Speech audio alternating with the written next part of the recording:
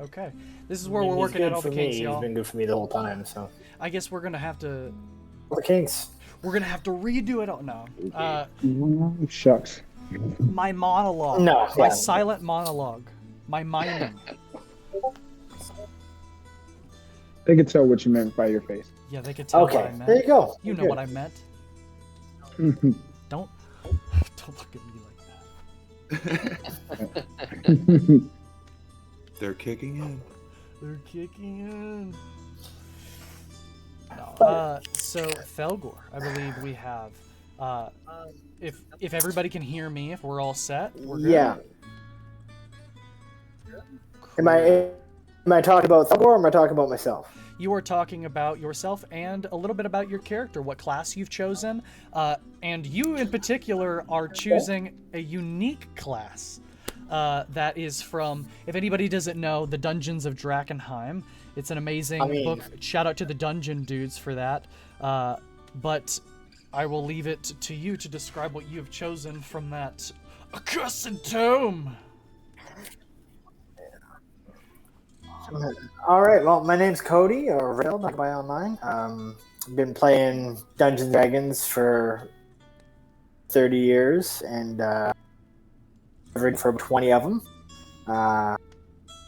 Canadian, not that it's relevant. Canadian. I'm the reason why we threw Canada into the introduction earlier that no one heard apparently. So, Felgor is a dragonborn barbarian of the old gods. And I happened to quaintly ask if I could have a belt of giant strength, thinking, hey, +4 strength, that's pretty cool, right? We gambled on it. To be fair. And the dice still happened to decide that it would. It ended up being a belt of storm giant strength, so he is a really big boy.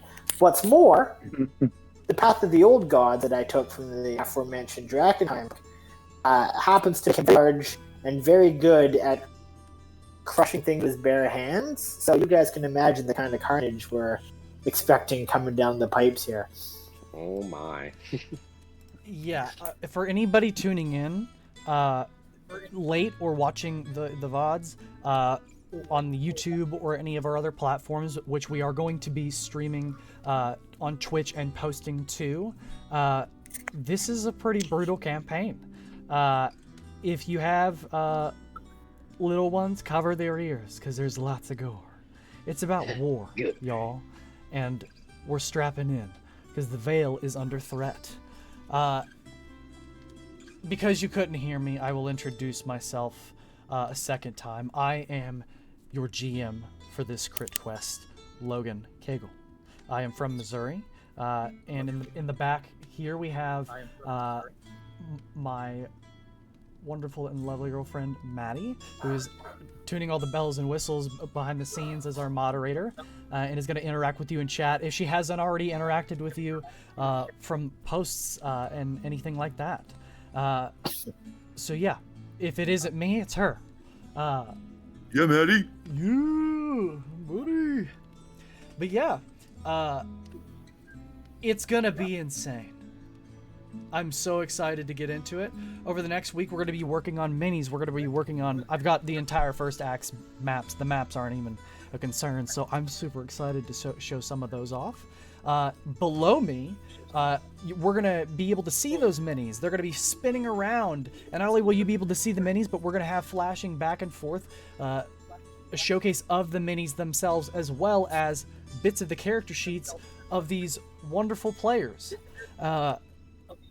And yeah, speaking of wonderful players, Mike, tell us more about Caleb.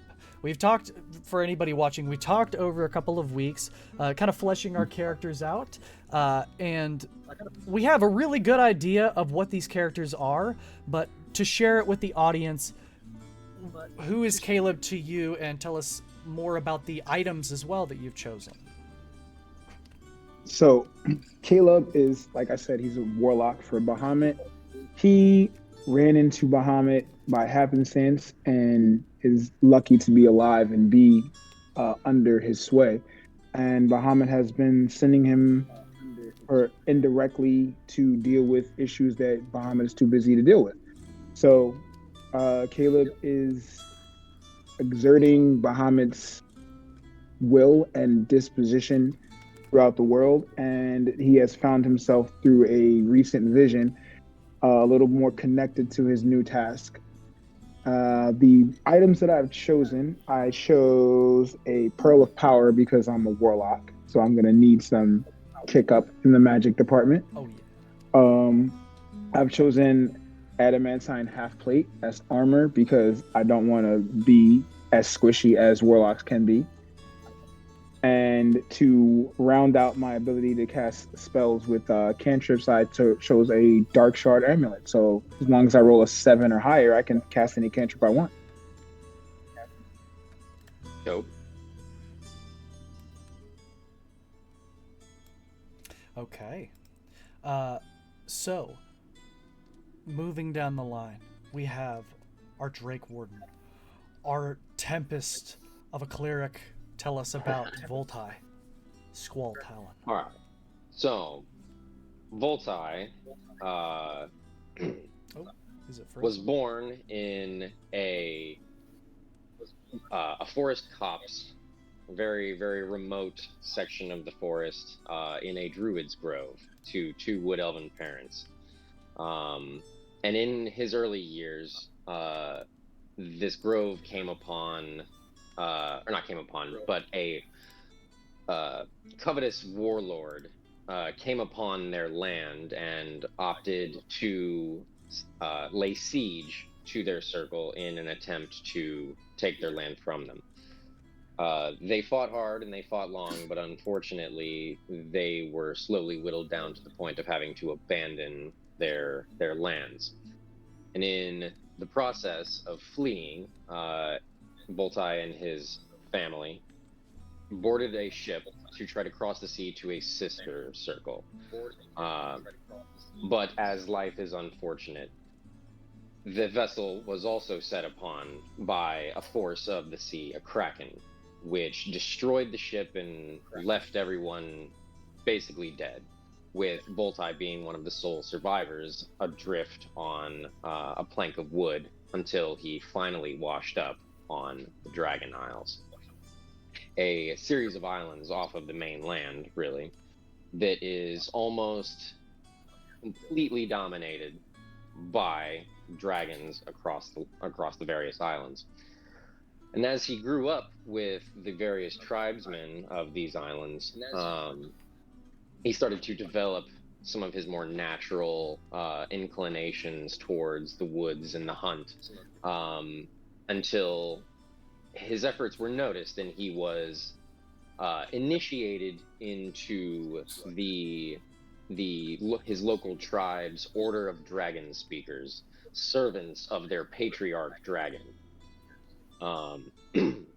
And over time, he passed all of his trials necessary to become a dragon speaker, one of these basically envoys of a dragon. And in the process of trying to further his dedication, he travels all over the land. And when he comes back, tragedy strikes again, in that a rival blue dragon had decimated his town and his patriarch. And in the wake of this grief, he lay curses to the sky and anyone who would listen, and was actually answered by a voice that he didn't know at first, which explained to him the nature of dragons and how they came to be, and revealed himself to be an avatar of Bahamut.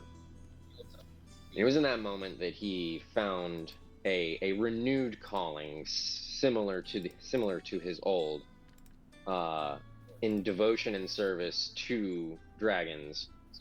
He has now chosen to serve Bahamut and travel the plains, aiding those who have been harmed by the darker nature of dragons, and hunting down those who would see Tiamat, Bahamut's sister and mortal enemy, both rise again.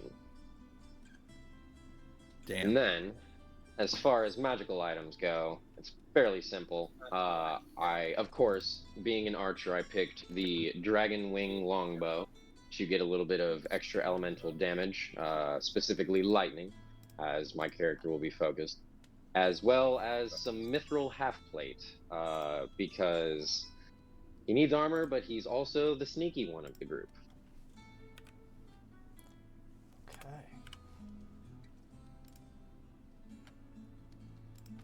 So I'm getting a thing on here about bit rate, so I fixed that. Okay, maybe it'll be better now.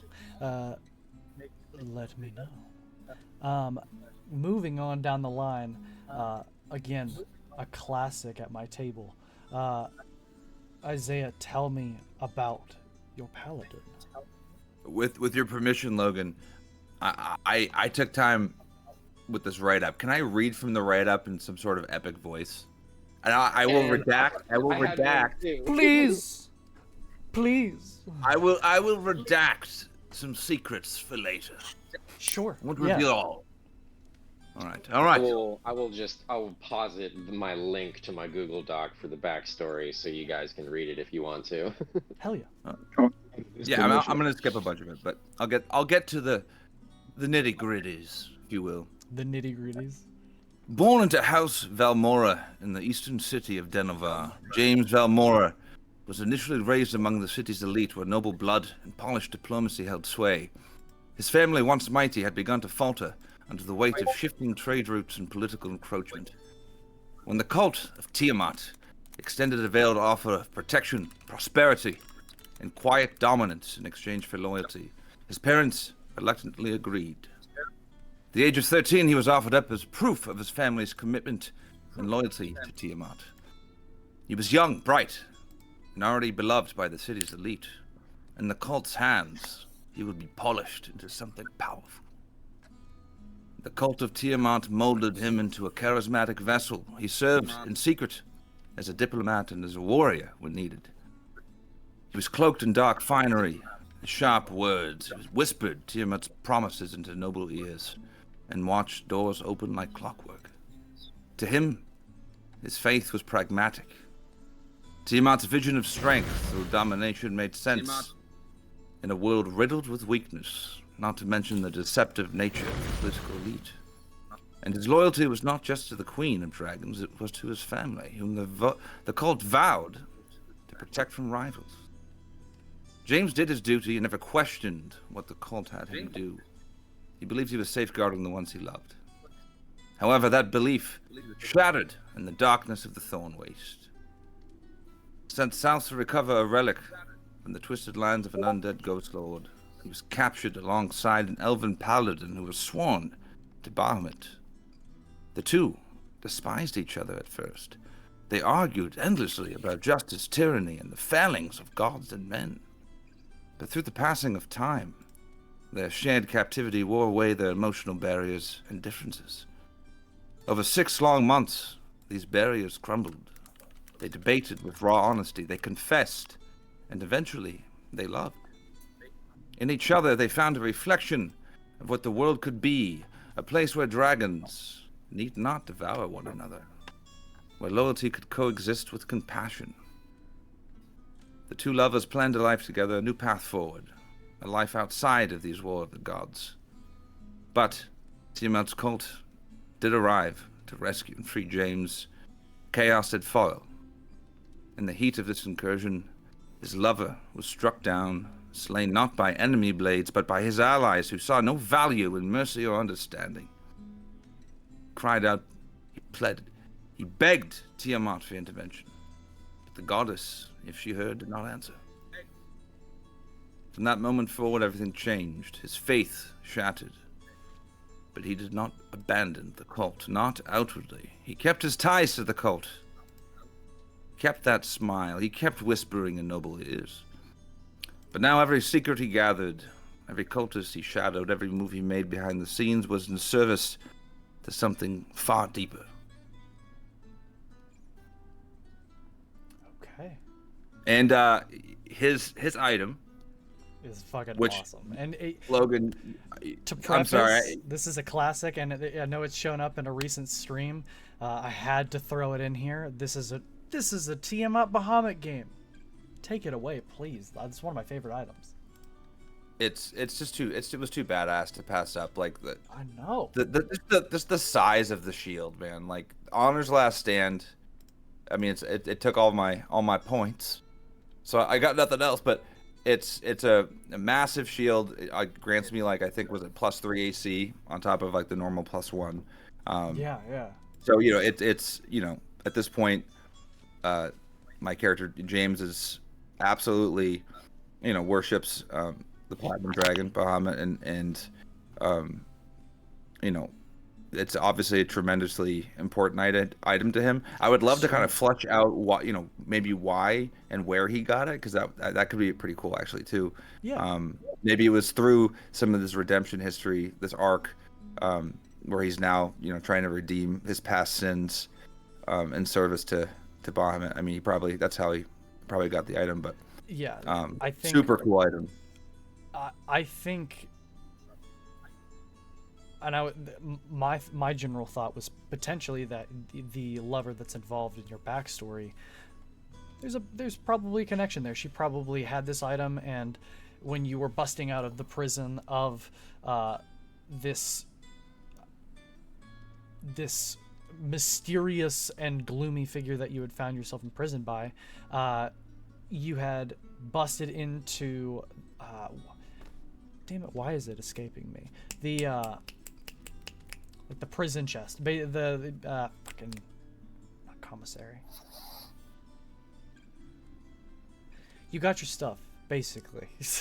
Long story short, you got your stuff, and essentially when you discovered that she had this relic of the Platinum Dragon stowed away by the forces that kept you there, I mean, what else are you gonna take from the battlefield of a loved one but like the coolest fucking thing on her, Just be like, pretty, taking, thank you. Makes sense. Absolutely. And much enemy's blood will be shed upon it in honor to her memory and to redeem myself. So, if you want to, I think we've made our way around the bend here to Thelgor. Almighty barbarian. Right. Well, before we move too far along, I just want to say the idea of Thelgor taking someone and smashing them into said shield is going to be very fun. Oh hell yeah! Yeah. Just like a full Iron Man, Iron Man Captain America moment. It's going to be good. So, I hold my turn. Thelgor is a bit of a mutant. He was abandoned by his parents upon hatching and left to die in the forests surrounding where the campaign takes place. And through sheer primal savagery, anger, just rage, he managed to become the apex predator of his forest. And there he lived for ages, tracking and hunting for survival. I believe. Until he was happened across by... Am I lagging? No, I think you're actually... You evened out for a second. Okay, we're good. I think we're good. You've been like freezing and going on. Yeah, sorry guys. You're all good. So for anybody the watching, Chromebook is struggling hard. Yeah, he's on a Chromebook at the current moment in a lovely vacation that he will be back from next week. So I'm sure his setup will be much more stable then. Much better. Yes. Much better. But you I'll keep you it found concise, yourself in the just woods. for the sake of it. Yeah. In the woods, and he was happened across by a patrol from Wrath's Keep, where the captain of the patrol took pity on him, and over the course of several months, earned his trust through food offerings and familiarity, and it gradually brought him home to his family and adopted him, not realizing that this young child of a dragonborn would grow to be a 8'11" 100-pound behemoth. But grow he did, and as he did grow, the support and love and guidance of his adoptive family allowed him to quench that fire that was burning within his heart. And they tamed him, they domesticated him, and he served his community. He used his prodigious strength to help with the raising of fortifications, the erecting of buildings, wherever he could apply himself in a physical nature, he was there. When it came to studies and even mastering language, he struggles to this day. He doesn't do well in social encounters. He's shy by nature. But when roused, he is a force of nature. Now, I'm not going to go into the deeper details of his background because I kind of want to reveal it as we go along. But suffice to say, tragedy struck and he found himself alone in the wilderness once more. But now even more well equipped to deal with the dangers therein. And we will get to that. And he's on the warpath, to say the least. The item, as we've mentioned previously, is a belt of Cloud Giant strength, which is the only item he got. It's a Storm Giant. You're right. Yeah. Sorry. It's a fucking. Yeah, it's a Storm Giant. It's 1 point away from literally being damn near the highest you could go. So, and to go back to the old god barbarian guys, just to go back to that, thank you. Subclass of barbarian will allow me to grapple things up to 2 size categories larger than me, and eventually I will literally be able to wrestle full-grown dragons. So I'm looking forward to that. That's awesome. Just like picking up like an 1,800-pound beast and just slapping your friend's shield. This is fucking Superman level strength. Pile driving dragons, ripping goblins in half. Hold on. Throwing bugbears into other bugbears. I Little just realized- Kratos / Hercules Disney. You can't. Isaiah can't even be. He can't be knocked prone. So. Good God, you really. That is because it's like. You gotta imagine that amount of force from something trying to hit you that hard, especially if it's that big. But it's like you just raise your shield. You can't be knocked prone. Fuck. Magic. Okay. You're movable. Damn. Have we gotten? We did Caleb. We did Voltai. We did. We did both of you. I think we got everybody, right? Oh, I could just. Yep. Yeah, I could just add one more thing on. Like when everyone's watching, if they're thinking, you're going to see a lot of inspirations from various sources, obviously. But, there's the Tarzan aspect. There's the, Hulk aspect. The inspiration is myriad, but it really just came to me one day when I read the subclass. And, I don't play Dragonborn ever, but the idea of what I've come to colloquially call the gorilla dragon was just perfect. And I think it's going to be a lot of fun seeing both the tender, innocent, docile Thelgor coupled with the raging berserker demigod of destruction that he's going to be. Yeah. And I intend to really lean into both of those personalities. Because I feel like Berserker, Barbarian Rage should be almost a different personality, right? Not just a more angry version of the same person. I think it's my Fair brother enough. in the Yeah, chat who that said kinda makes sense. use Fusrada. Goosebumps. He's used Fusrada. No, Do it. Thelgor the doesn't campaign's use over. words. Thelgor doesn't use words. He uses violence. Physical, hand-drawn violence. Like the Greybeards stride up. Halt, ye great monster! As I try to shout at you, and then you just stick your hand through his fucking jaw. Off. Just peel his head off. Just grab him by the head and squeeze, Hero. So, for posterity's sake, I sent the link to the Discord chat, but that's not shown or heard by any of the Indeed. Twitch listeners. So I think I'll go ahead and also read through mine as well, if you guys don't mind. go ahead. Love- This is I love so. it. This is our chance to do a powwow. Next week is gonna be when things get organized. We're gonna Yeah, we're gonna do it. we're gonna have our introduction. We're gonna have the mini spinning and everything beneath me. Go ahead and tell us more. And I believe we can also reveal that.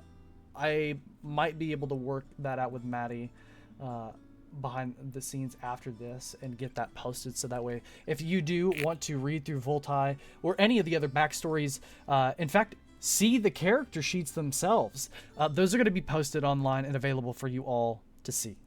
I'm going to make sure of that, so if you guys have any backstory that you want to the public to see, it will be shared, so that way they can go into all of that. They won't be able to click your stuff, but they could Sick. snoop. You could snoop. He's snooping. Don't We're fine do with I hate that. him. So, life is ever a series of chaotic and random circumstances. Circumstances that can take hold of its growth and mold it into something else altogether. And such was ever the case for the fragile life that would become Dragon Speaker. Such was the case for Voltacrexis the Squall's Talon, or Voltai, for those who'd earned the trust of this servant of dragons. Voltai was born to two wood-elven parents in a remote copse of forest, and from an early age found himself thrust into the kind of chaos that would alter the course of his life.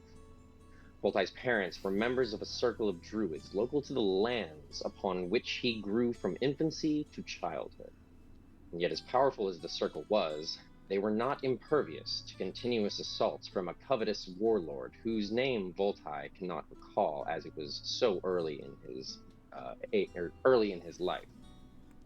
Time and time again, he set his forces upon the grove until there were not enough left to defend it, and those that remained were forced to flee their ancestral home. Driven to despair, Voltai's parents chartered a vessel on a nearby coast to grant them passage across the sea to a sister circle's grove and hopefully find sanctuary and peace. They found neither, or they never made it. As unfortunate fate would have it, the ship they'd left their home upon too came under attack, and by a force of the very sea itself, Kraken, monstrous and awesome, reduced the vessel to wreckage and the passengers to flotsam, leaving poor Voltai adrift and alone upon but a chunk of the mast, his parents nowhere in sight. He drifted for days on the open water until at last, unconscious and exposed, he washed up on a distant shore. There he was found and nursed back to health by denizens of this new land, which in time he learned was called the Dragon Isles, and but one island of the many far removed from the mainland where dragons ruled in totality. Given his elven nature amongst mostly human tribesmen, Voltai was regarded warily, yet curiously, and in time he was given a place to belong and a purpose to serve. As his body grew, so did his natural aptitude for the hunt and the wilds, and so he was placed in the service of the tribe's patriarch dragon as a dragon speaker initiate. The training and study was both grueling and rewarding, for each milestone along his path was hard won and strengthened his resolve. Soon came the day where he was awarded his mask, a fierce silver helm adorned with vicious teeth and ostentatious horns, and thus his training was complete. Yet still, Voltai had come so far, and he knew that he'd further still to go on his journey. Having watched most of the tribesmen who brought him into the village camps grow old and die, he was painfully aware of his elven nature and lengthy lifespan, and so steeled himself to crest a new height, ascending to the greater dragon speaker of his tribe, and deepen his bond with his patron, the only being amongst the village who could understand such an extended perception of time. And thus he set out upon his dragon speaker trials and tribulations which brought him far and wide across all of the isles and eventually back even to the mainland. Life, however, is a series of chaotic and random circumstances.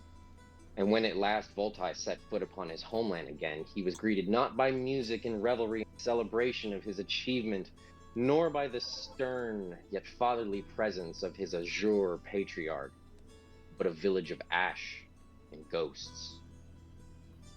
In his time away, a rival blue dragon had taken offense to his home's mere existence and How dare you. wiped it from the map in a bloody struggle.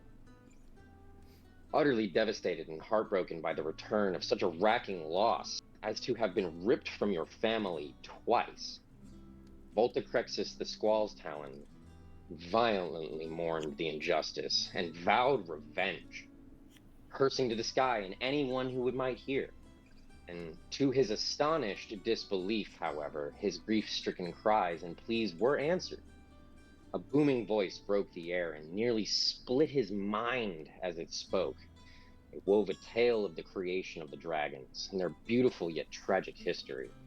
A history steeped in familial conflict and pain, which ultimately caused a schism in their natures, which was reflected in their scales.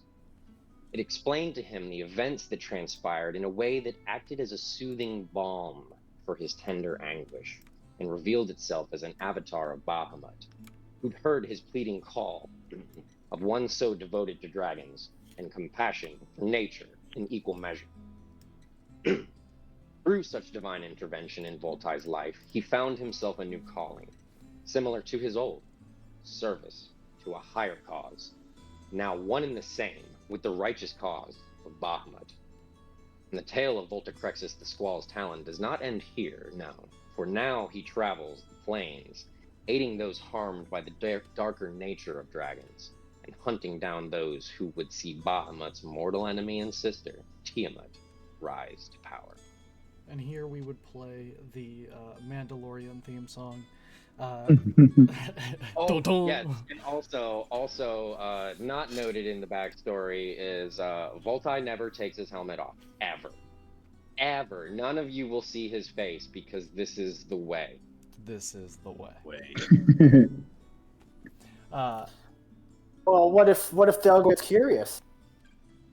He will fight you. Probably die, but he'll fight you for it nonetheless. his very honor depends upon it. I think someone in the chat, someone in the comments had said like one anti-magic cone and he's toast or some shit like that. Like, oh yeah, you just big, shrinks back just down. Deflated. You're not bad. I mean, 16 strength. It's not too bad. It's like me. We all got our foils, right? Like, right. You know, anti-magic there, command over here. You know, Thalgor is not exactly built for magical resistance, so. Well, in keeping with the trend, I would love to read off Caleb's vision.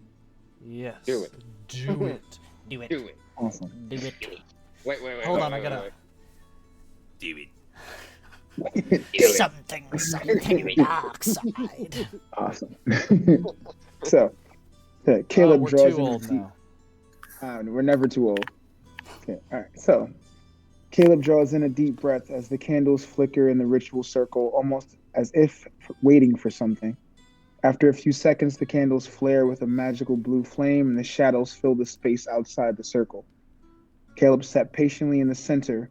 Bright blue sparks of lightning ripple as Caleb pulls his sword from thin air, placing the blade down in front of him and closes his eyes and begins to concentrate. The visions dance and flicker in his mind, the distant view of mountains shrouded in purple, the hammering of a blacksmith's tools on metal, the shattering of a wooden sign that says welcome, the screams of death, the wet sounds of weapons cutting through flesh, the violent roar of a dragon, the lifeless hand of a woman covered in blood, her wedding ring sparkling in the firelight.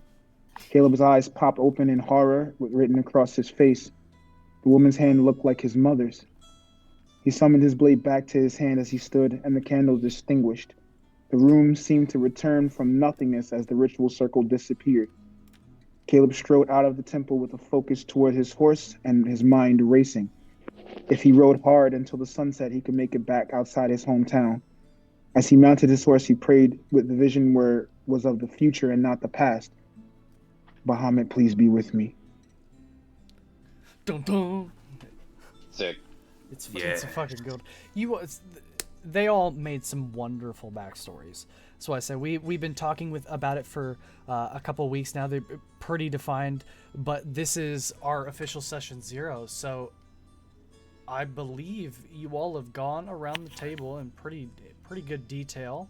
Have we talked about what these magic items do?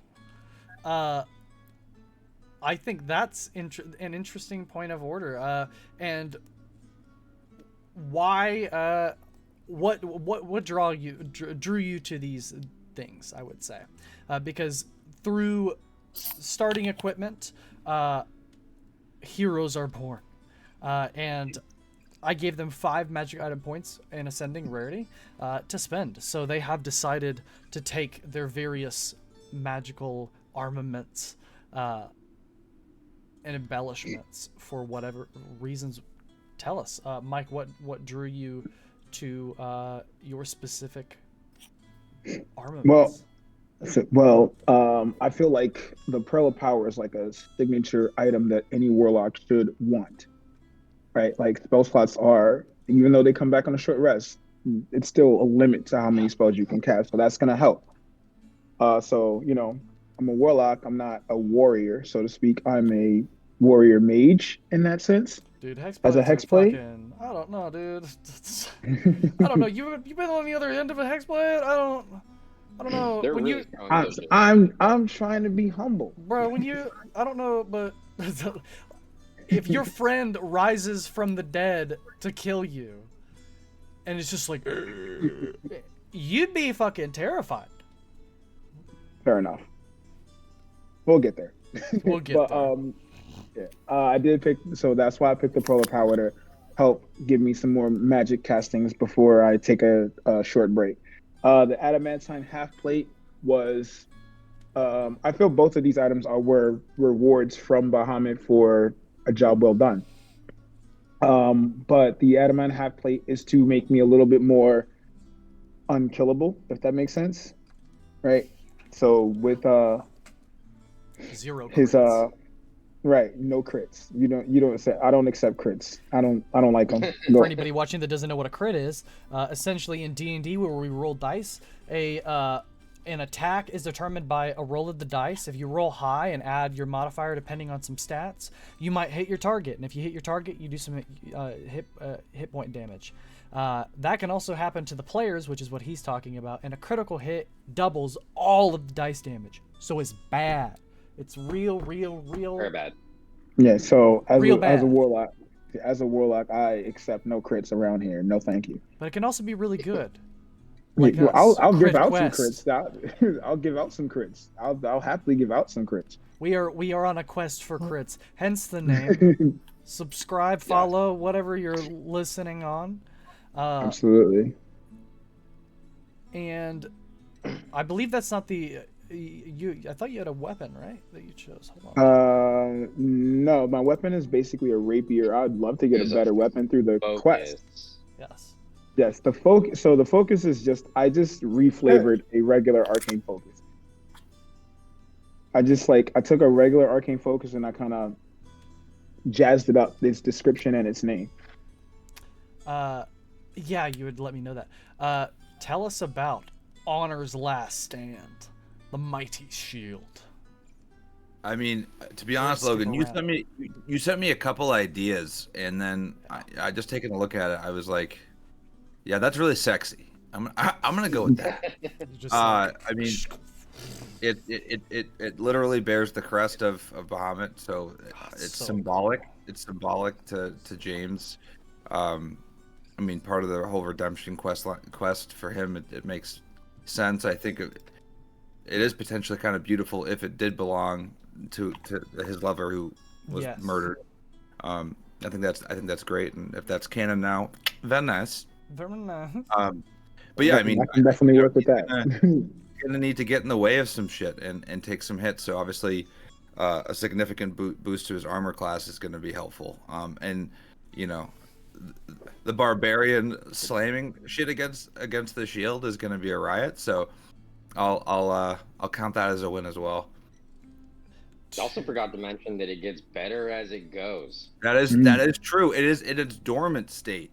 So, And then I think 2 more levels above it, correct? yes. So for anyone that is curious about what dormant means, he has chosen Honor's Last Stand, which is a vestige. Oh. The vacation internet strikes. Hotel internet sucks. It sucks. Yes, we are doing our best, folks. But yes, Honor's Last Stand is a vestige of Divergence from Critical Role, but we have reflavored this into an embellishment of just a vestige of Bahamut himself. And the states of these vestiges ascend as the bearer does greater and greater deeds in service to their deity. So over the course of this campaign, which is going to give them plenty of opportunities to serve the great dragon god Bahamut, Honor's Last Stand will surely get some new tricks up its sleeve. Vestigials. Yeah, and you said 5. We had 5, points to spend. That exhausted all 5. That's a legendary. That's Yeah. a. No fancy shenanigans out here, folks. He was blessed with an amazing relic and has been sent on his way. Okay. Oh, I'm happy with my chainmail and my longsword. I'll be all right. I'll live. Are you good, Cody? Oh, I think so. Just having a moment. Keeps going back and forth. You're all good. All right, cool. Then that brings us to Voltai, which I think your selection was very careful. Voltai, to keep on balance, and he gave me a ton of stuff as far as things to work with here. So he got an extra magic item point to work with, but his restrictions were bowed down because of it. So tell us about what you chose with your extra leeway. So, obviously, in my standard budget, I opted for the Dragonwing Longbow because, I mean, come on, I'm an archer character. It's the only dragon-based bow, and there's only like 5 fucking magic bows in the entire goddamn game anyway. So, well, not anymore. I mean, there's tons of magic bows now that we have the Griffin Saddlebag and all of the homebrew stuff that you can find at my Start Playing, and book me as a GM. Yeah, I mean, I was being exaggerating for dramatic effect. But I mean, bows have always been historically the least represented in the magic item department. They have. But it's okay because we're in a dragon-based fucking campaign. They have a dragon-based weapon. Yeah, it's only rare. It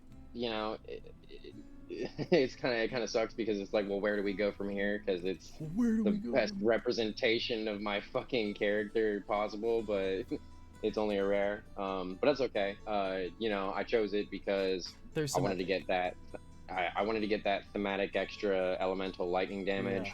And it also has a very specific portion of its description that says if you load no ammunition into it when you draw the bowstring back, it creates an elemental fucking arrow based on the element that it is enchanted with. So yeah, every time Voltai never puts an arrow in this thing. He just always draws back a fucking lightning bolt and launches it at people. No quiver, no nothing. It's just bow. Fucking pulls it out and he's just shooting lightning bolts like fucking Zeus. You probably have a quiver for like magical arrows that you get because they do come along, but it's actually, like right. You're just like I'm putting this in my backpack.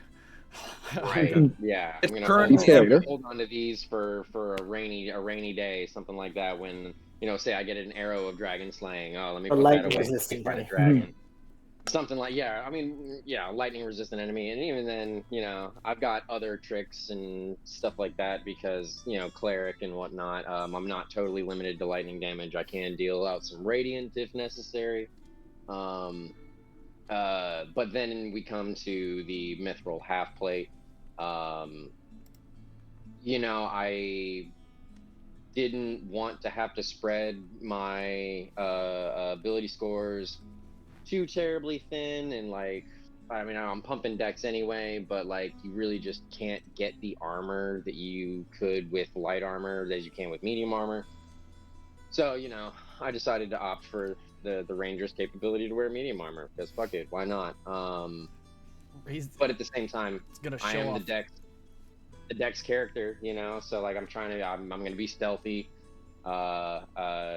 I need to not be like our paladin and tromping around in fucking crazy heavy for the first loud time armor. I think we're gonna see a ranger who's not taking the optional features for ranger. If anybody is watching in post that is familiar with the optional features for ranger, man, they're too good to take. But in this campaign, this campaign, it's totally appropriate to go with the standard features, because I mean, there's going to be a lot of traveling, a lot of survival checks, a lot of tracking, and fucking not going back to town every other day. We're gonna spend. I hope you guys are ready because we're gonna spend a lot of time roughing it, really hard, from what I have been told. So I just need a short rest. Yeah. And not even roughing it. It's standard. At certain you have a choice. So what's cool about the Red Hand of Doom is it has a wonderful series of maps. It is one of the most prestigious and well received modules of its era, and it has been transformed to 5th edition painstakingly. I'm not tired. You are. But so I mean, those of you who aren't familiar with what Mithril does, it removes the disadvantages of heavy armor involved in stealth checks. It makes it so that you don't have to have the typical strength requirements to wield the armor. Half plate is typically a 14 strength requirement, I think, something like that. And I am not strong enough to wear that because I don't swing swords. I so don't swing swords that my melee weapon is a whip, which I will be using, in a various slew of ways, I'm sure, not just for damaging. In fact, I actually picked up a neat little spell thanks to some of the stuff that you have shared to us in D&D Beyond, that you ought to prepare yourself for, buddy. I don't know if you read this one. I hope this isn't one of those things, because this might be from another person, so we'll have to verify. What is it? Repulsing Palm. Oh yeah, it's fucking cool. Repulsing Palm. That sounds sick as fuck. What are you, the Witcher now too? You're basically Geralt of Rivia Mandalorian. Multi's cool, man.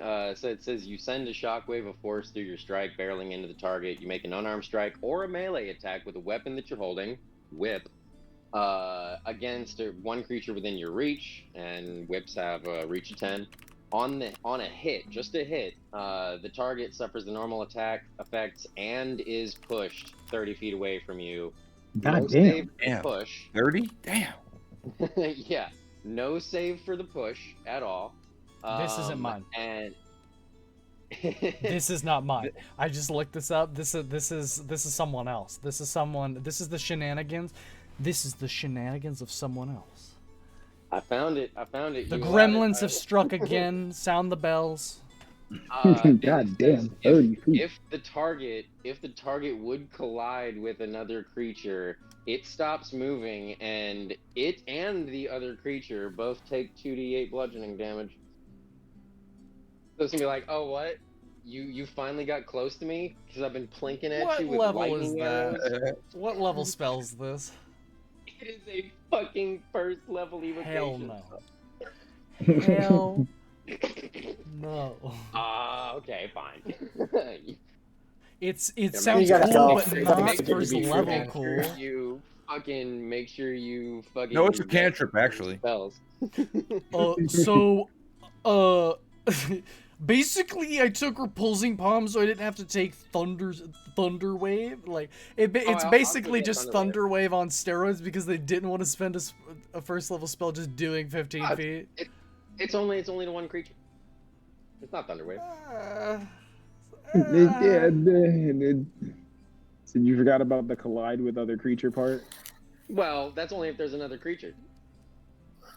Which there often are if you're going to position yourself. No. See, the thing is, you have to understand. If only you could be a class that could longbow reposition user. easily and whip. A longbow user. I'm gonna be so far away from everything, like always. If they get close enough to me for me to be able to use this, there's probably not gonna be another fucking person nearby. It's mostly just gonna be to get them the fuck away from me so I don't take opportunity attacks by moving. That's funny. Okay. So, Felgor, it's simple. It's real Alright. simple. What does this belt do? It's simple, but first off, a couple things I want to say. Belt. do. First off, Oh, I'll say, right? Oh. Like, hold on. What? no Hey. armor. You froze for a second. Am I lagging out? You're good now. What yeah. What did you say before?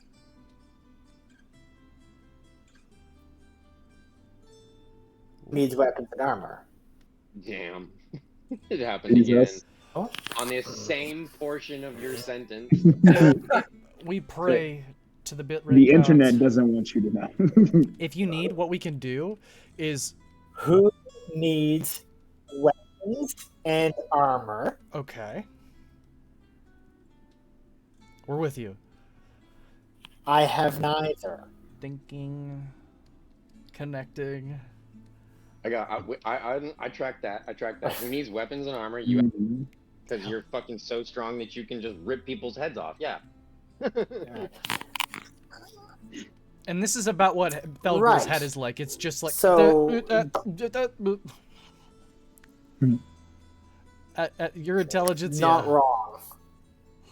You're not wrong. Nope. Oh, that's another thing. There's no one smart in this party. Not charming Hail. boy. There's Nobody's literally smart. not a single. There's different fucking kinds of smart intelligence. character. I have regular level intelligence. I'm spiritual, man. I'm spiritually all intelligent. I am most- body peace. Average. We're all at most average intelligence. None of you embody peace. What am I saying? You're all like warmongering Bahamut followers that are out for blood because your families and loved ones have been butchered.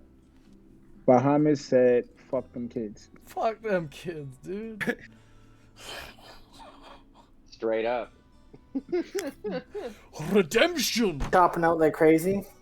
Logan, I want to ask you this. How do you feel about 2024's Cure Wounds? Just give me your honest opinion. 2024 is what's the difference here? Hold on. Let me look. No, all healing got better. Like, all healing got better. If anybody in the chat has questions, please hit us. I don't know who's in the chat at the current moment. I haven't looked. I'm on D&D Beyond. D&D Beyond, not sponsoring us. It's frustrating. Probably never will. Not yet. No, let's be positive. Not yet.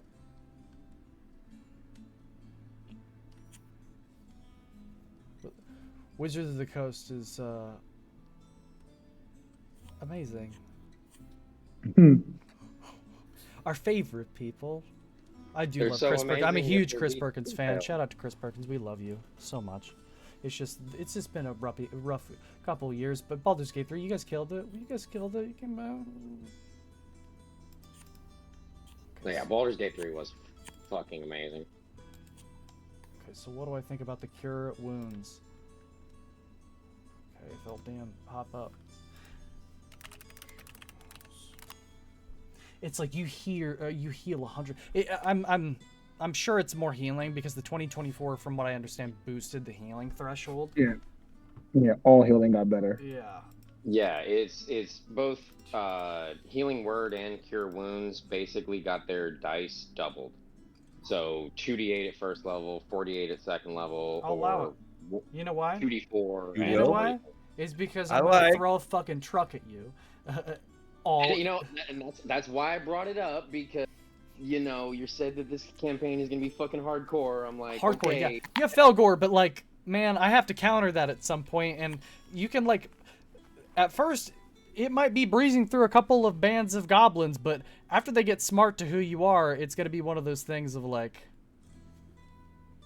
they're gonna shift their tactics, they're gonna send in the big guns, and you're gonna be dealing with a whole different. Yeah. yeah. Lucky someone I got that commented- double jump, double climb. Someone God help. commented on the Instagram reel of the like we have a Hulk thing that Maddie posted. It said, "Oh, did I say make an athletics check? I meant make an acrobatics check." Yeah. Because it's like. Yeah. Oops.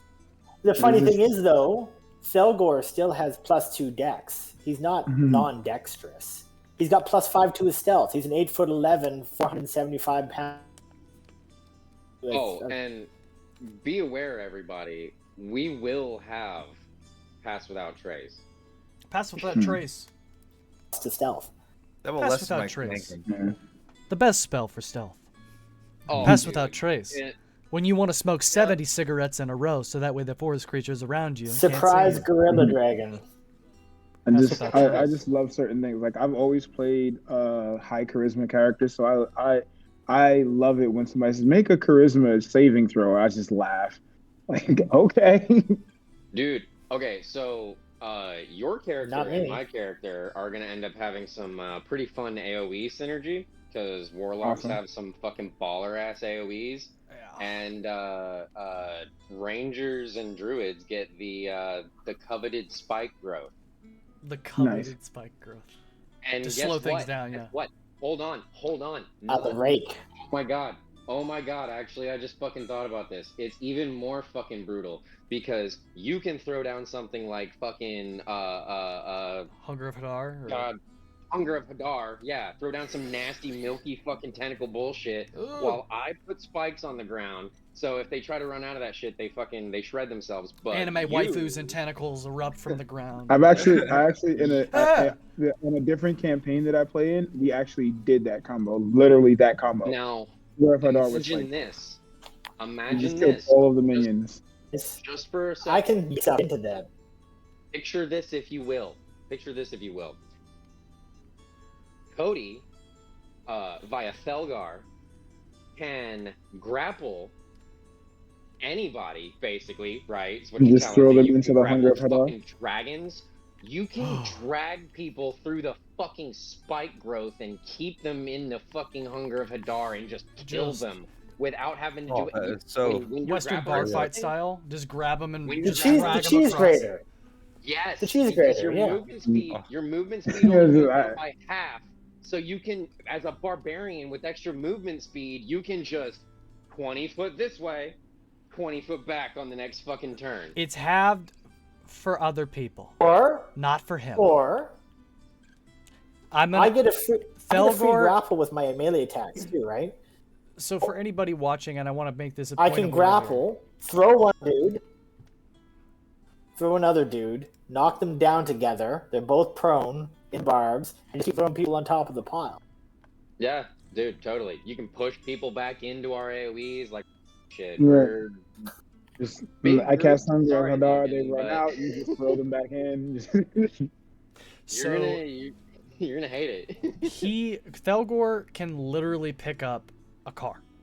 1,800 pounds. I think like it's Nice. 1,865 pounds is his drag, carry, and push weight. He can or his carry weight is like something like 800 that he can like consistently carry without being over encumbered. But he can drag like a full car behind him. Now, imagine, if you will, a I have a wagon. Goliath. A Goliath with a belt of storm giant strength. And Because I'm they gonna count as one size category larger. and I'm gonna say Unbelievable. because you count as large and because of that massive, you have a fucking belt. You're not gonna be halved. You're not gonna be under the normal rules of like grappling someone. It's not gonna have your movement. Hey, You're literally I can make a submit. strength saving throw. Don't worry about it. Well, no.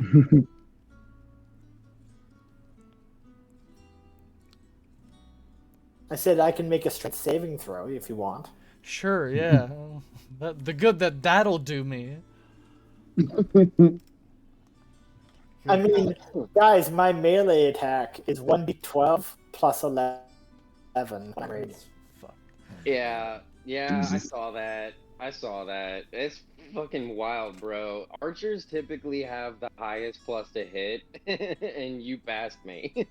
So, I've been carefully weighing my options here from the previous 3.5 module and balancing some of these encounters to where there would be enough oomph to counter these guys. I think you have a Hexblade, and that's what you got, unless Voltide decides to dip more into Cleric. But man, like, you are a band of frontliners. It's going to be just shredding through. It's a dervish. Also, I'm don't excited. forget, I'm gonna have a fucking dragon too. Like, I'm not just Ty. I also have a fucking dragon. He's a Drake Warden. So Drake Wardens as a ranger get a special Drake companion that is a level up. Essentially, is this dragon that follows them through. So not only will we get to see these band of adventurers, but we also get to see his little dragon friend that is going to get bigger and bigger and bigger and rideable at a certain point to where it's a full-on mount, which is awful. When Yeah, you... no. So At seventh level ranger, his it dragon. becomes large enough for me to ride. At I want to say 11th level ranger or something like that, it becomes large enough for me to ride and it to fly. So at that point, you just won't be able to touch me with anything but ranged spells. Can it carry a 500-pound dragonborn Hell and no. airdrop me onto enemies? Airdrop. It's the Maybe. It's the Maybe. meme from the I think the second Deadpool movie where he's like dropping in. He's just The superhero ending. So I mean, potentially yes, like, because you're still technically a medium creature, and all it has to Technically, do and is I mean- just be large enough to fly with a medium creature on its back. So if I were to forego riding on Elegos, is my dragon's name. cool. If I were to forego riding on Elegos, it would be able to carry you in its claws and drop you like a meteor. Yes. That's terrifying. What's What's that? carrying? You're behind the palicade. Oh, that's cute. Gouache. He wouldn't need to. He wouldn't need to. I mean, What have him ride on its back and just do a barrel roll and drop his ass. What have I done? I'm gonna throw like 3 goblins are gonna show up and just dead. No chance. No chance in hell. Oh Yeah, yeah. Oh yeah. Permanent dragon companion. Every one of us is gonna get extra attack. Like, we're just gonna be carnage incarnate. Indeed. Yeah. So tune in. If you're catching this because you watched like the first one, you thought it was kind of cool, and you want to go see what we're talking about in the fucking Nuts. session 0 about our characters, maybe for a little bit of extra deep dive. Definitely continue coming back. And that's what this is. This week is very monologue-y, but next week we're going to get into a very, very intense bit of adventure where I will be guiding these players through scenes, rolling some dice, and really grinding through the meat of this adventure and discovering the plot of the Red Hand of Doom, why the forces of evil are amassing, and these heroes themselves are collecting in turn. What else? Do you guys have anything else about Hopefully your my, backstories that you think would connect to Yeah, it? well, I have a couple things. If I can Connect even talk in this. Yeah, You're good. Go for it. if it helps. Okay, so I wanted to say this earlier when it was wigging out, Sure. but my character's adopted name is Thelian Gorlantis. but he's too poor of communication and intelligence to really say his actual name. So Velgor is all he can pronounce. Cool. My name's Thelgorian Caltharotrix III. Basically one of those situations where it's just like really... Just like, I can't say that, dude. I'm gonna do my best. My mom and dad cursed me with this. But yeah, as far as connecting each other's backstory goes, I believe we talked about this a little bit briefly last night. I am Groot, thank you. I want to say that Not quite that bad. I want to say that Caleb and Volte have worked together before in some way. Maybe through a mission or dealing with whatever Absolutely. uprising needed to be unrisen. We've detailed out our backstories a little bit more. How do you think? Because I think we had talked about that, Mike. I think what for you, Voltai, would connect you to this warlock. I'm assuming Caleb. How soon has this happened to Caleb, or has he been planning to move in a direction for? No, your backstory is you like are rushing there, so you got to go. So, in your backstory before that, I would say, how do you connect to Voltai, and essentially, what missions do you think that you would find yourself a companion of? Basically, a dragon bounty hunter. That's and it's funny enough. That's exactly how I played Voltai the first time, as a bounty hunter. Sick as fuck. So I would think that, like, because you said that there was, like, you would deal with uprisings of Tiamat followers, right? Absolutely. Yeah. So I would say that would definitely be something that Caleb would be sent to would be messaged to investigate as well. So I think at some point before this story starts, we were kind of directed at the same problem, and we worked together to solve it. I think so too. What my thought is that we were both more or less assigned the same job at the same time. And I feel like Voltai was probably like, we probably got like assigned to eliminate a cultist den, right? Just like a preamble to this campaign is essentially, you know, like. And there you found yourselves in the Sunless Citadel. Maybe we'll get there. Maybe we'll just do a precursor to the campaign later, where you guys, where you and Caleb delved into the Sunless Citadel, and you guys can make other characters. That would be cool. But yeah, that would make sense. Yeah. Yeah, and my thought is that, like, we both got assigned to take out this cultist den, and Voltai being more of like the observe and snipe kind of character, probably would have been like hanging out in the shadows, watching and waiting, and then probably saw you just stroll up all swaggeredly, and it's just like, he asks a few questions, and all of a sudden he starts cutting people down, and you're like, oh well, I guess I'll just shoot whoever's left. Yeah, exactly like that. Like you fly off the handle like sooner than he would have liked, and he probably just goes, okay, and then jumps in like. And the real moral of the story, ladies and gentlemen, is these are the people who you want to invite to your Thanksgiving party. Ruthless murderers and killers who will stop at nothing to defeat your foes. And that's what matters. Yes, exactly. Better buy a bigger turkey. I'm kind of curious. Way bigger turkey. As to how we would have met James. I think we I think last night I was talking to Logan. I was talking to Mike. We thought potentially in session 1 it would be a cool moment where Mike's character kind of stumbles on mine, and I'm praying at an altar of Bahamut, and you know, maybe he overhears some of the things I'm saying, maybe he doesn't, and hears.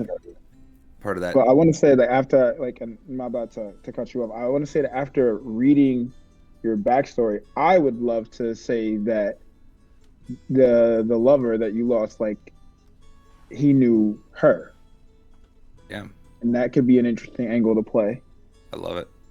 Like maybe like before the two of you were captured, he knew. Like maybe no, because Bahamut's giving out assignments, right? Yeah, So maybe he knew her from a completely different assignment, right, than the one he met Yes. Volte from. And now he's coming across and he's like, "Why do you have that shield?" Yeah, like that. it's it. I like that. Yeah. I like that a lot. I think that's going to be at first really tense, but ultimately really probably bittersweet Right. in a lot of ways. You're going to become my best friend through trauma. Basically. You knew her. Yeah.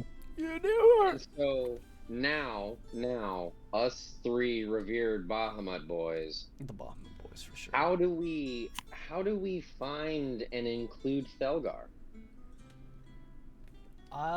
So me and Thelgar Well, have already. Thelgar have already. It's talked quite about simple. it. Yeah.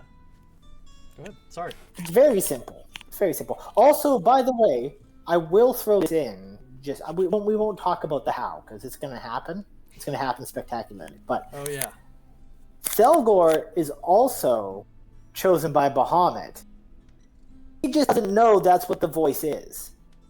Okay. We'll get into that. That's gonna be a point of order that I think you guys are gonna really like. I'm gonna save that detail for next week. But Thelgar doesn't start with his belt. That was one of the caveats that me and oh my gosh, me and Cody were talking about when we were discussing this, because it was like, this is such a powerful item, but I also want to kind of sell the struggle. So we'll get into that, and we'll see how he gets blessed and empowered upon his journey. But yeah, that would essentially connect Voltai. So yeah, you guys have pretty solid backstories. Is there anything you guys want to chat about at this point? We're just chatting. And this by the way, we're streaming this so that way people that are watching live can interact with us. But essentially at this point, if you're watching, you can comment, you can talk with us, ask us questions about what the hell D&D is, why the hell are we even all here, why are we talking so much about brutal things and then referring to numbers?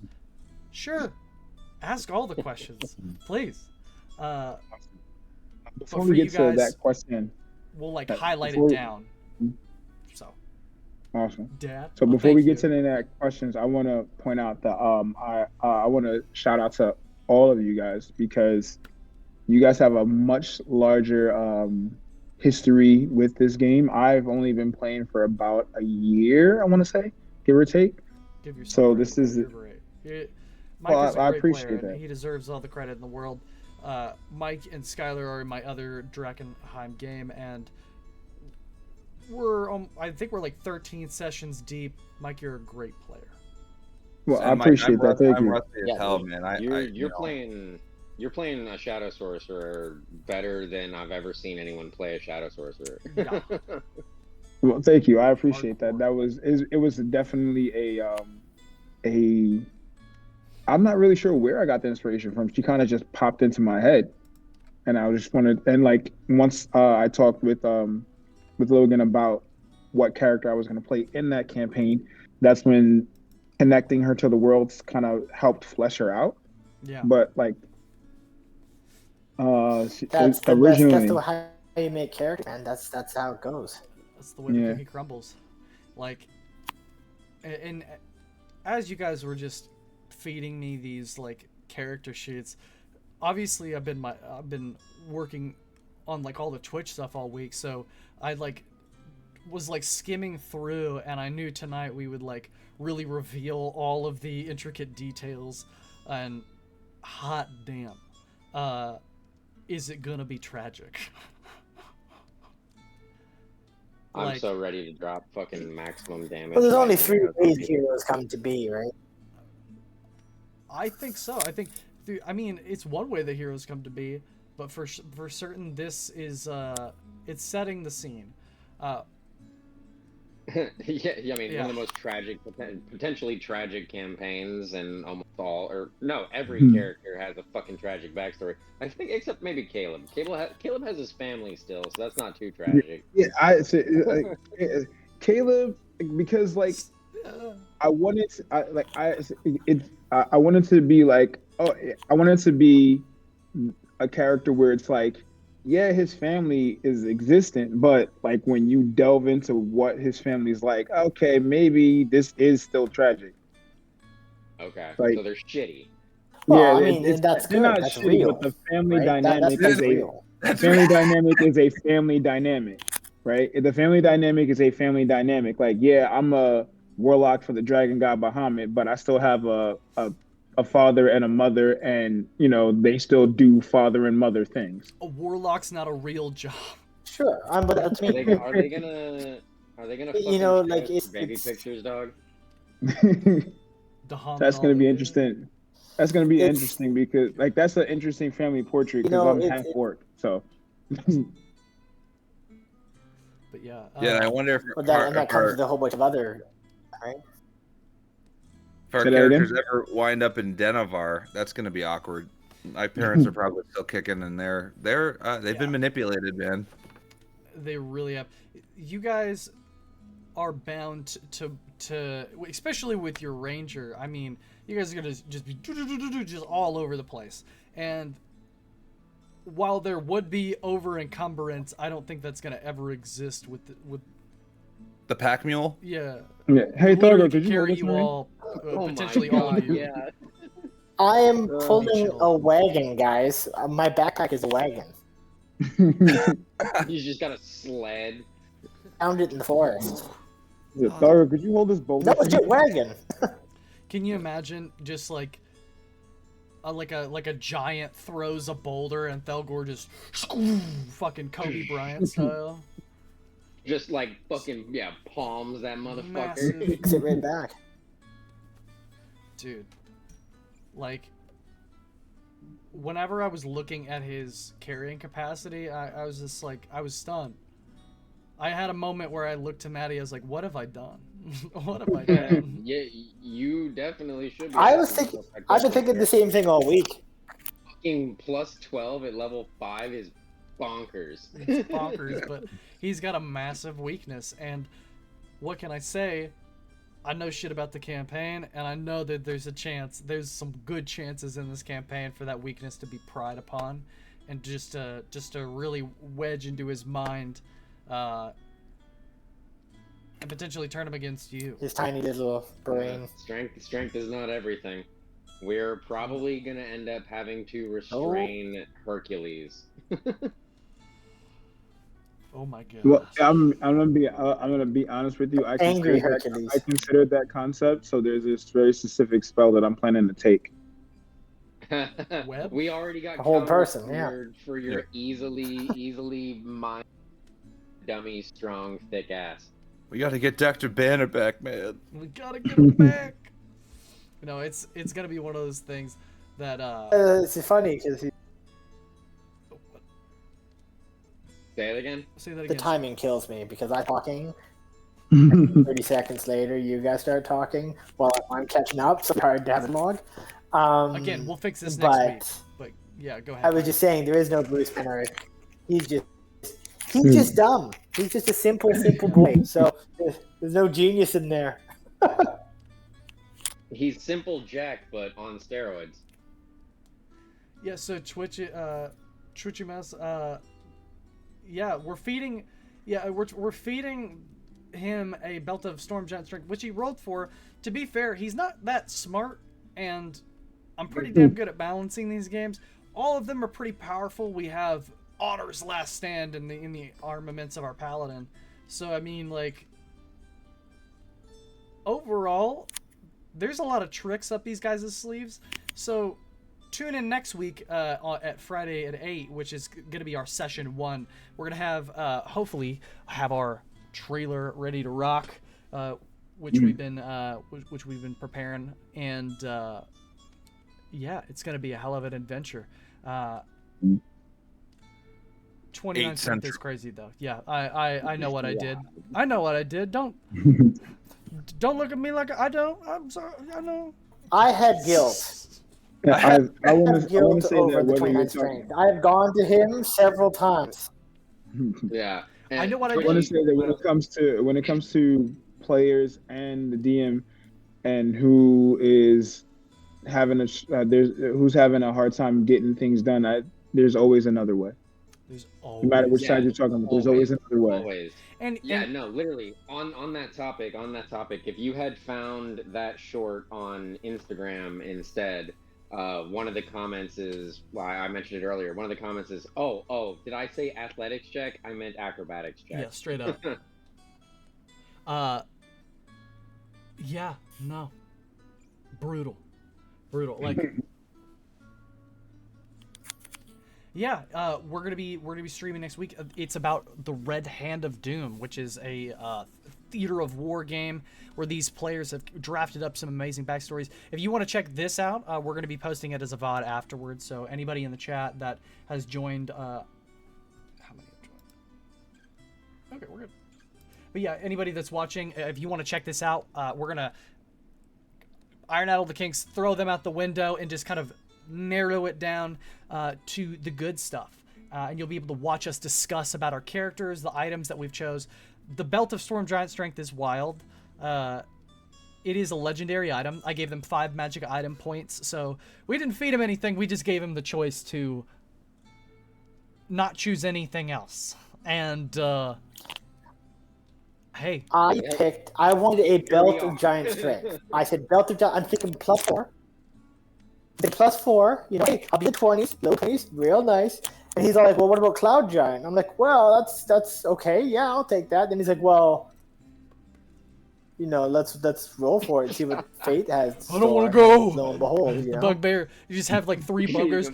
Leave me alone. I don't want to go in there. Don't feed me to him. That's what this is gonna be. This is what you should prepare yourself for. And what are they going to feed Velgor was a question. What are they going to feed him? Goblins and other goblinoid creatures. And He's actually a vegan. You know that There won't be a plant left in the city. We started talking about goblins and bugbears and everything. That reminds me of a simple question, but it's a question that we should all know about each other, at least over the table. What's your favorite color? What are everyone's languages? Well, Caleb speaks Common and Orc. Common, Elvish, Draconic. Okay. So we got Orc, Elvish, The sign language. Sign language. Common and sign language? Okay. He's got Draconic and Common and Primordial. He doesn't know what he knows. Primordial or Draconic. He just does. Oh, okay. He doesn't know. He doesn't know that he knows. He just does. Gotcha. Okay. I have Common, Draconic, Elvish, and Goblin. Aha. So we do have someone that speaks their language. It's like, what are they saying? Gobos. Velgor does not talk to goblins. Velgor eats goblins. You are like staticky as hell, dude. Yeah, he is in the Matrix. That goddamn hotel internet is not doing you any favors. What we can do as well is if you want to stop streaming to save yourself the bandwidth and just join via audio, that's an option too. We're on the latter half here. And yeah. Oh. See if that helps. It shows Maddie's. Oh, and it moves all the characters around. Oh, that's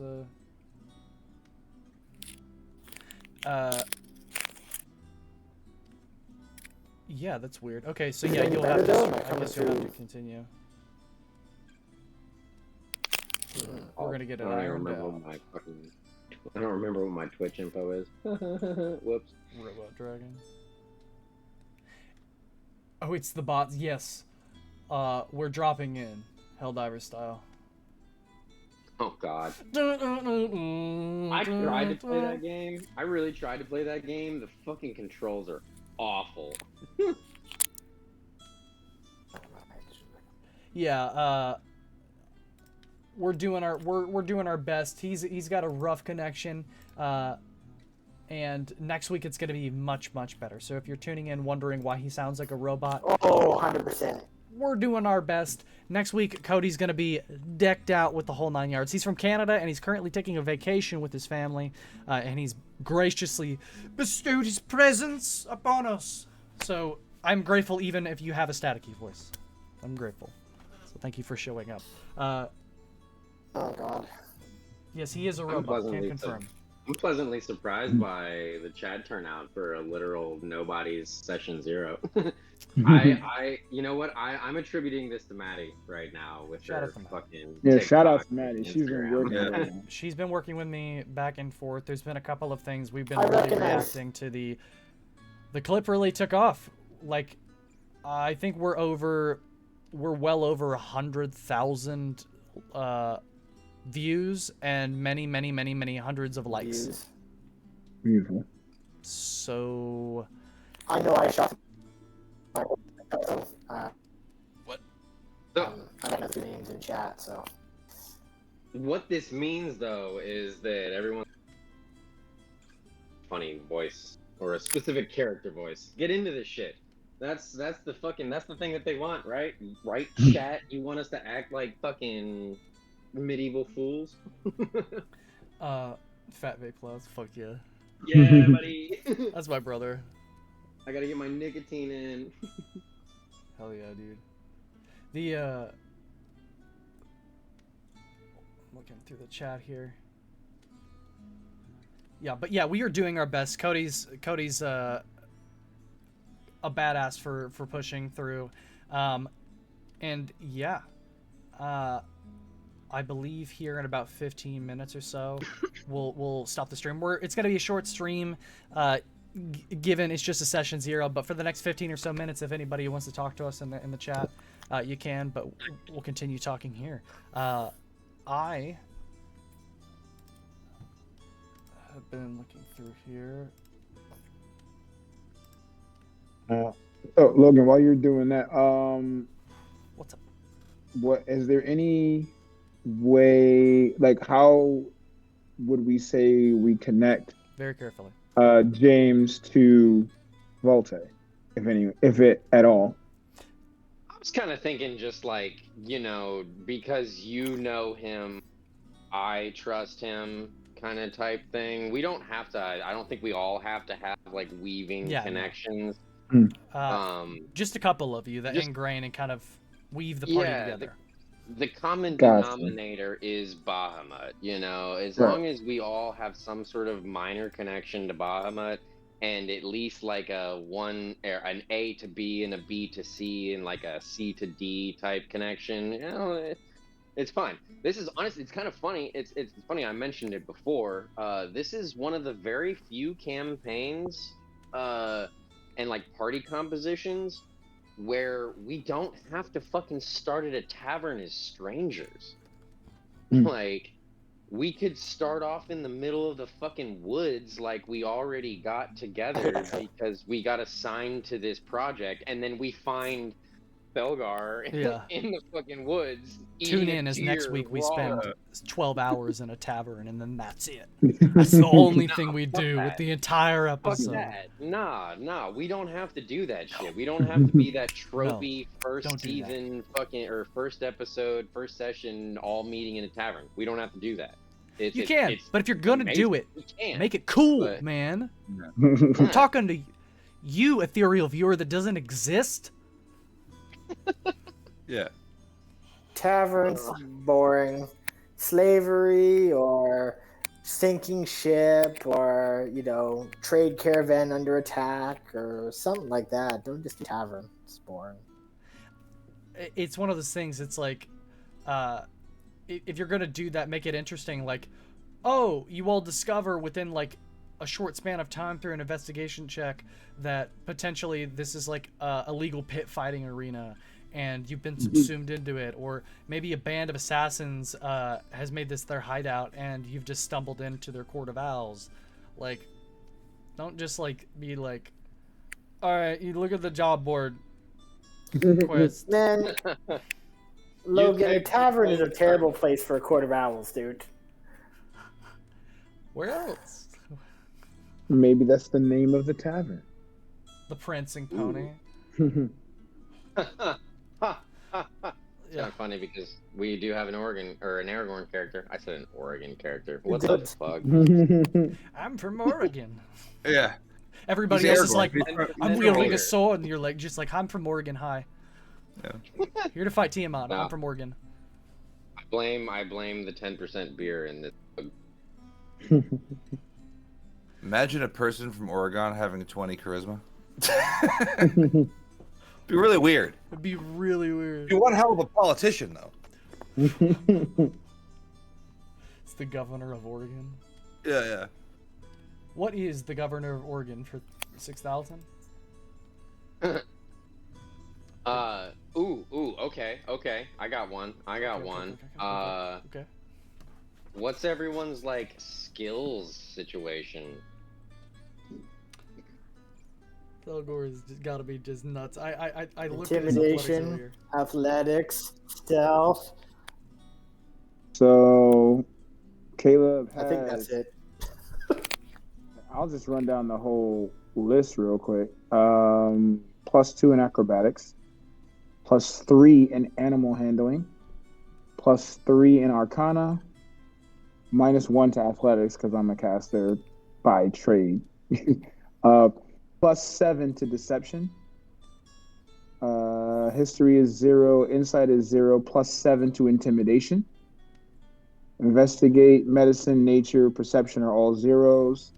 Performance +4, persuasion +7, religion +0, sleight of hand +2, stealth +2, but at disadvantage because of the armor. Okay. So I'm Yeah. gonna talk. Pretty much pretty charisma heavy. Deception, intimidation, and persuasion are at +7. The good athletics +6. A little bit of history, a little bit of insight in there, a little bit of religion. But yeah, his wisdom is at a 10, so it's not that high. But My brother says he has a +7 in meat handling.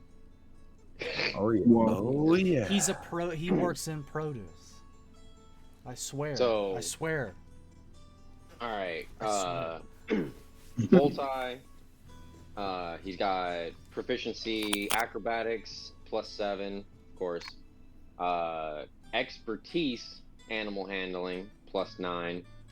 Athletics +3, insight +6, intimidation only a +2, just because I get thaumaturgy as a cantrip for free from Drakeward, and I was like, I wanted to be able to use intimidation without getting a negative. I put an 8 in charisma because he hangs out in the fucking woods. He doesn't really talk to people. So then we've got perception +6, stealth +7, and expertise in survival +9. So fear not, I will guide us through the woods. No worries at all. We're gonna have a bonfire. It's gonna be nice. Athletics +12. Good God. Ooh, that is fucking crazy. God damn, dude. And don't you get like when you're raging, you get advantage shit, so it's like you just never fucking fail. Yep. We've talked about this. I get climb distance, no movement penalties for climbing and long jumping, and I think your long jump gets like doubled or and something. then eventually I get a climb speed too.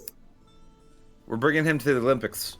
Yeah. This is Yeah. You are legit the Hulk. Fucking for real.